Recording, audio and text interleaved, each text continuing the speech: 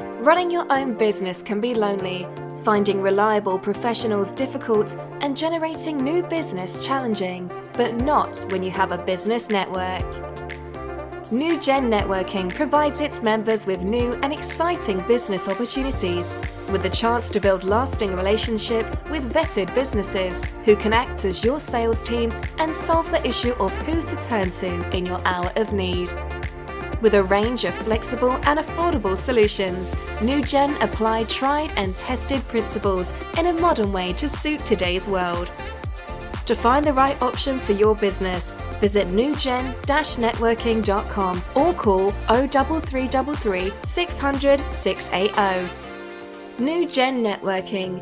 New business, new contacts, a new generation of networking. You're listening to the NewGen podcast exclusively on the Pod Station. Here is an interview with one of our members from the Einstein Hub.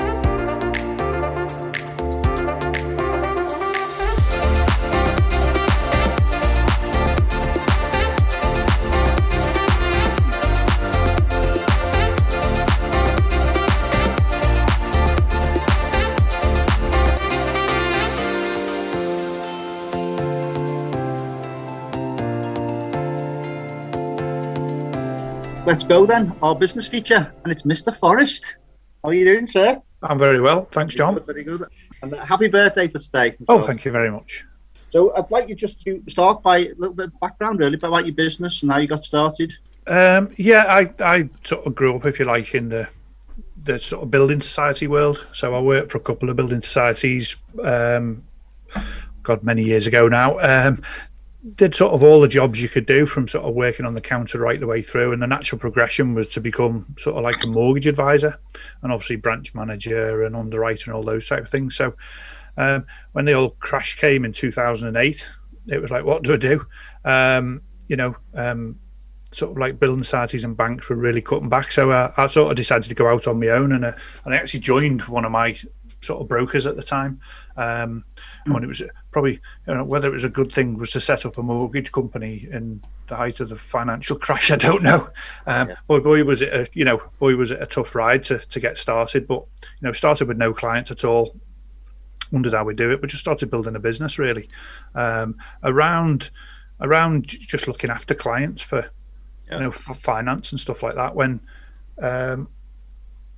it was difficult anyway for people to sort of arrange mortgages. But then I got onto the fact that estate agents, when you're buying a house, you've got to deal with an estate agent.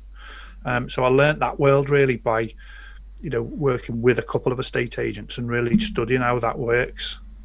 So not only do you give the client, the finance and the buying of the house, but it's the actual journey of the whole thing really. So that's how we sort of started. We started to sort of like learn about that and build a client bank up over the years. Yeah, brilliant. Okay, so I know you're independent. You're an independent broker. One question: why would somebody use somebody who is independent or a broker? Why not just go to your own bank? Independent. I don't think anyone can actually call themselves independent anymore, because I think that word you'd have to use every bank in the world effectively. So, but what we are, we have a panel of lenders which is representative of the whole of the market. So, but that'll be all the lenders that you can think of. So why would you use a broker against going to the bank? I mean, over the years, obviously, it's harder and harder to sort of go along to your bank and get an appointment to see someone about a mortgage. Effectively, if you wanted to search the market and you wanted to do it on the high street, you'd have to go and have a 2-hour appointment in every bank and find out their products. Where obviously we can do research. So our job is really about a research. I sort of equate it a bit like a lab. You get someone's details and then you come up, you can put everything in the mix and come up with a solution or a number of solutions really. I always find with clients, you want to have a number of solutions, because anything can go wrong or something can happen where you can say, well, we can't do that, but we'll do it this way. So I think it's more you've got choice. You've got someone out there searching the market for you and looking for the best solutions. I think probably the biggest thing is we don't do anything off the shelf, whereby, if you go along to one bank, you're going to get the view of the world. Yeah. My sort of role is to come up with the best solution for you as an individual. rather than, one size fits all and we do all the same.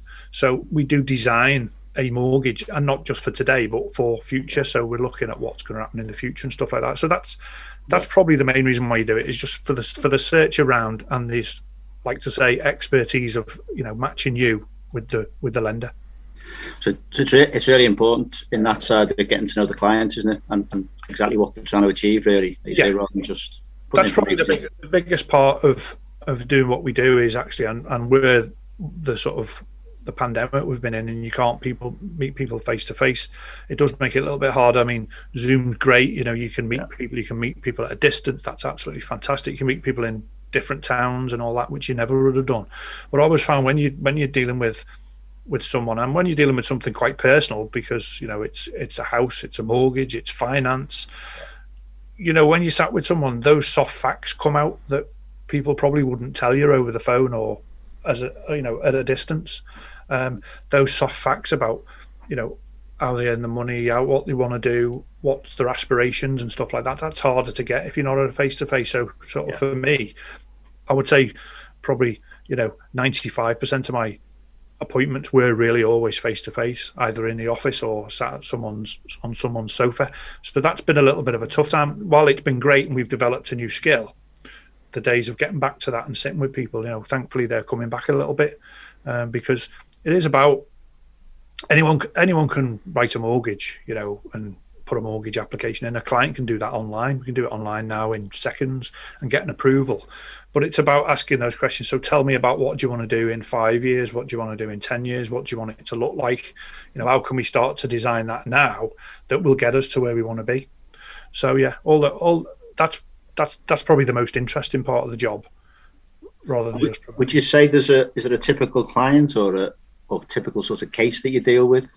I mean, brokers generally will tend to sort of like be experts in certain sort of areas. I'd say probably because of our, dealing with sort of estate agents, certainly first time buyers are a big area that we deal with. And one of the good things about that, they actually don't know anything. I mean, we're dealing in a world where no one sits someone down in school and says, listen, one day you might have to spend the most money you're ever going to spend in your life, and this is possibly what you do.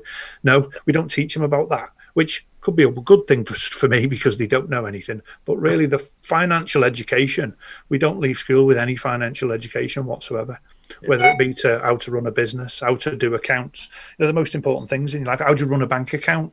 I know there is some of that in school now, but we're getting people who, meet someone, they've got a job, they meet someone, they've left school, get to sort of 20, and then one Saturday afternoon, go, should we buy a house? Yeah. Where should we go? We'll go along to the estate agent, shall we? And they're actually open to the whole thing, aren't they? People could tell them anything, and you're buying something that's going to be your house. I say to every client, this is an emotional process. It's not a car. I mean, cars can be an emotional process if you really like it, but buying a house is an emotional process. I always say to people, the minute you walk in it and you like it, you're actually already living there. Yeah. And you're open to people just telling you anything. And we try and take that away from people and say, look, let's step back. Let's not do things at rapid speed, still do them at the speed we need to do, but let's talk about it and what are we going to do?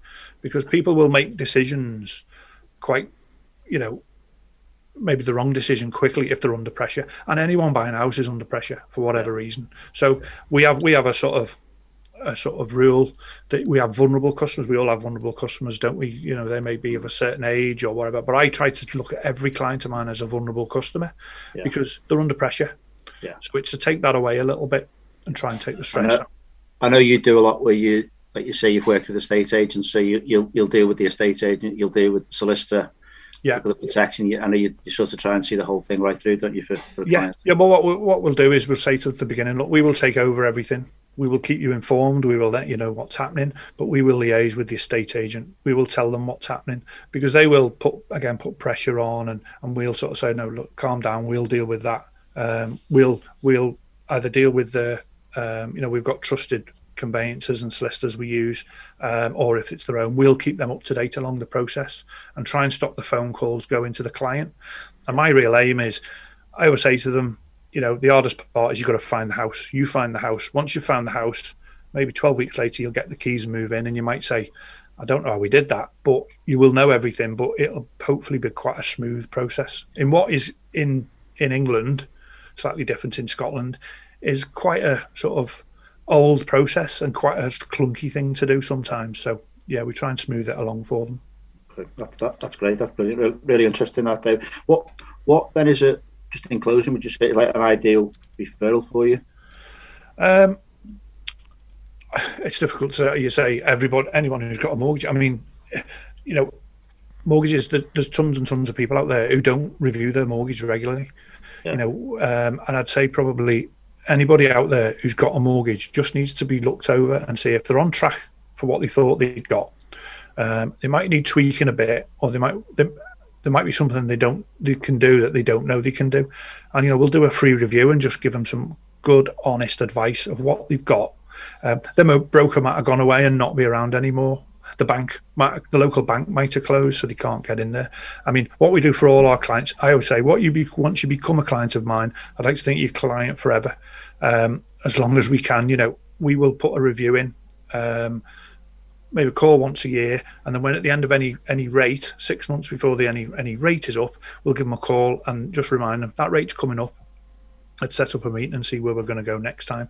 So really, it is anybody with a mortgage, but certainly if someone's looking to buy a house, what I'd probably say to so many people, go and look at the house before they've sorted the finance. And especially in today's market, when things are moving fast, you want to have your finances in order first, because that puts you in the strong position to negotiate a little bit and try and win the house that you want to get, because you're probably going to be in a race with 5, 6, 7 other people who may not have been and seen me and done that bit. And if we can get you there, that might at least win you the property that you've gone and seen and you love. So yeah, that's sort of what we're looking for. Okay, that's brilliant. Thanks very much, Dave. I'm not sure whether anybody got any quick questions. Buying a house is probably the most stressful thing you'll ever do, other than taking your driving test. Yeah. So, how do you take people through that journey? I think you mentioned a couple of things, but then I think about my kids and think, how are our kids ever going to get on the house ladder? It's just that's a challenge, isn't it? Big challenge. It is a good question, that, Neil. I think what it is, it's sitting someone down for an hour at the very beginning when they're excited about, buying a house and all that, and go through. And I say the terminology that they're going to hear from everybody, because they hear the same thing from the estate agent or from the solicitors, and actually walk them through every single stage that's going to happen to them. We'll deal with it, but they're going to hear things that might panic them. So it's telling them those things. Yeah. And if they're really young and they're just starting it, just giving them an idea of, what a mortgage looks like, how it works, the different options as well. Because I always say there's so many things of, like, I call it a bit like the man down the pub syndrome. Well, my mate said you shouldn't have one of them, and my mate said you've got to get this. Well, I'm sure we all hear that in our sort of work. So yeah, it's busting those myths a little bit, Neil, that are out there. In the current climate, bearing in mind we're just coming out of the middle of a worldwide pandemic, what are the biggest challenges people are facing in trying to get a mortgage at the minute? And is there anything they could be doing specifically to try and address those challenges? Yeah, I mean, probably not changed that much, Mark, to even over the pandemic, because really the lenders haven't really changed their stance. They're still awash with money and want to lend. They're coming out with more and more schemes all the time. 95% back now. It went away for about a year, but is back. But what people want to do, there's a few things you do. One, check your credit file. If you don't look at your credit file and you haven't got it on your phone, get it and study it once a month. Have a look at it, because so many times people come to us and they think they're what I would call maybe A1, not a problem. We credit score them and they fail, and we have a look and there's a mistake by a credit company. A credit company's put something on there that shouldn't be on, said you've missed something when you haven't, and trying to get that changed is an absolute nightmare, and you normally end up threatening them with the ombudsman in order to get it changed. And we've had instances where someone's failing, they sort that out with the company that wasn't it, they instantly pass. But if your score's 999, you're going to get a choice of all the top lenders. But if it's lower, you're going to be a little bit lower, and that means then you're into higher interest rates for a bit, so it'll cost you money. So I think that's my biggest tip is Don't be scared to look at your credit file and check your bank statements. Check your bank statements, make sure there's no mistakes, but also just generally once a month do a little check on your bank statements. Run your finances like you run your business. I once had a lady that came into me with 3 years worth of bank statements unopened, and said, "Could you open those for me and look at them?" I don't want to look at them. But that's what finance is. It's people are scared of it, but it's just ins and outs in it, and you've just got to check it. So yeah, good question mark. But yeah, just keep things on top of things, and then when you go for it, you're always going to be all right. Helen, you nearly fell off your chair then, didn't you, when you heard that? Yeah, I did. Can you recommend any? I'm just looking now, actually, on the apps for credit checks. Which is the best one you'd suggest? There's a couple of them give you free for 30 days, and then obviously they charge you. Credit Karma, I think it's called Credit Karma, is free. Okay. So it just gives you the general rule. They're all different, and they don't have everything on there. But yeah, Credit Karma, or I think even like Clear Score might be free. But yeah, okay. Credit Karma app on your phone, you can go on it. Some people aren't on, they live in a house and aren't on the electoral roll, so check that. Just little things like that, and then you can see it increase.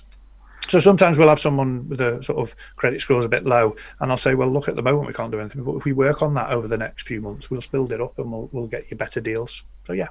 Fab, thank you, brilliant. That's great. Thanks so much, Dave. Thanks, John. If you would like to visit one of our online or face-to-face hubs, visit newgen-networking.com and book a place.